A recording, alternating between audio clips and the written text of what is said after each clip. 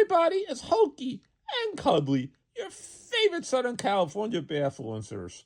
Tonight for dinner, we're having the Beef Koobideh special from Panini the Kebab Grill with Bulgur and tzatziki sauce, and we also picked up a romaine avocado salad. I really love Panini Kebab. They serve Persian food. Persian food is one of my favorite types of foods.